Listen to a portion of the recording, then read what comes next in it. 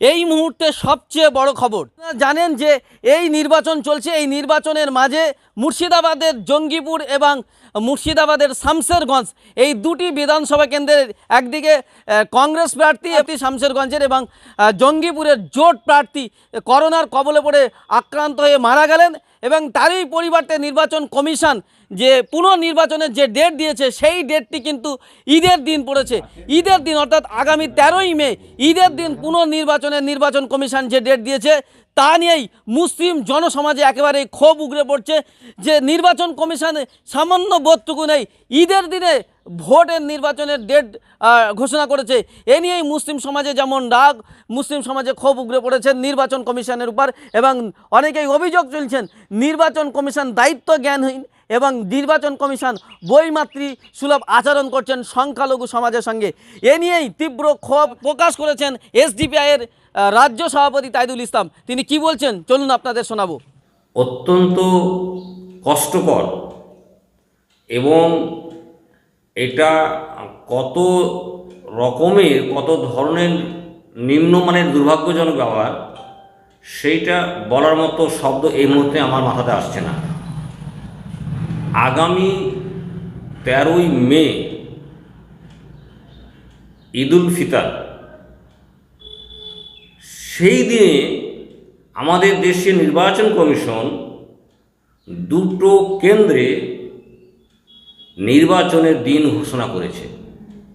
এটাতে শুনে আমরা হাসব না লজ্জায় মাথা নত করব, নাকি আমরা কোন দেশে বাস করি, কাদেরকে আমরা নির্বাচন কমিশনে বসাই, বা নির্বাচন কমিশনকে যারা নিয়ন্ত্রণ করছে সেই কেন্দ্রীয় সরকার বিজেপি আরএসএসের লোকেরা কোন নোংরা মানসিকতার লোক কোন পর্যায়ে যেতে পারে যে তারা আগামী 13ই মে ঈদুল ফিতরের দিনে দুটো বিধানসভার আসনে নির্বাচনের দিন ঘোষণা করেছে। আমরা সবাই জানি যে পশ্চিম বাংলায় 8 দফার যে নির্বাচন চলছে তার 7ম পর্বে নির্বাচন আছে আগামী 26শে এপ্রিল। সেই দিনে যে সমস্ত কেন্দ্রে নির্বাচন হবে তার মধ্যে পড়ে জঙ্গিপুর বিধানসভা কেন্দ্র এবং শামশেরগঞ্জ বিধানসভা কেন্দ্র। সে দুটোই হচ্ছে মুর্শিদাবাদের মধ্যে পড়ে।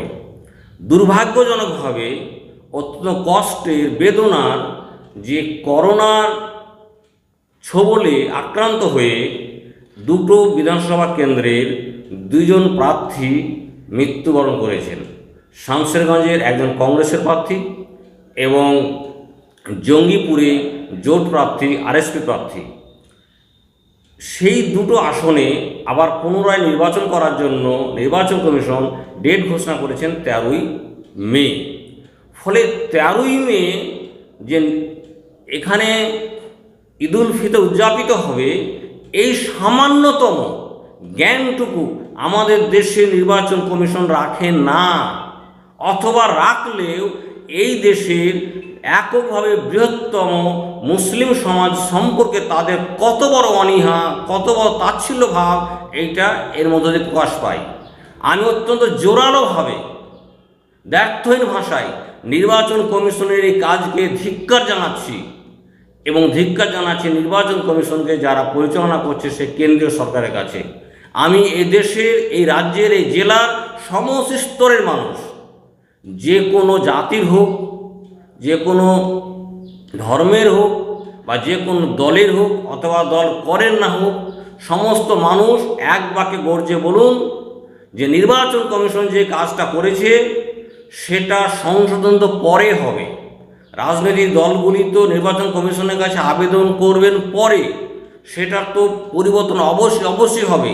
কিন্তু তার আগের কথা যে ঈদুল ফিতরের মতো একটা ঘটনা নির্বাচন কমিশনের মাথাতে থাকলো না কেন, এইটার উত্তর কে দেবে? এর যে ক্ষতি, এর মধ্য দিয়ে গোটা মুসলিম সমাজের মনের মধ্যে, ইসলাম ধর্মের মানুষের মধ্যে এবং ইসলাম ধর্মের মানুষের কাছে, ইসলাম ধর্মের প্রতি যাদের শ্রদ্ধা আছে, যারা ইসলামের অনুসারী নন, সেই সমস্ত অমুসলিম মানুষ যারা ইসলামের প্রতি শ্রদ্ধা রাখেন, যারা সত্যিকার অর্থে ধর্মনিরপেক্ষতার চর্চা করেন মননে এবং বাস্তবে, তাদের প্রতি যে এর মধ্য দিয়ে অসম্মান করা হয়েছে, তাদের যে ক্ষতি হয়েছে, এর ক্ষতিপূরণটা কী করা হবে? আমরা অত্যন্ত ব্যর্থহীনভাবে নির্বাচন কমিশনের এই কাজকে ধিক্কার জানাচ্ছি এবং অবিলম্বে নির্বাচন কমিশনের বর্তমান যে নির্বাচন কমিশন তার পদত্যাগ করা উচিত। যে তিনি কিভাবে একটা দেশের একক বৃহত্তম সম্প্রদায়ের একটা মানে প্রথম বাৎসরিক একটা অনুষ্ঠানকে তিনি পদদলিত করে ওই নির্বাচনের দিন ঘোষণা করেছেন সেই দিনে।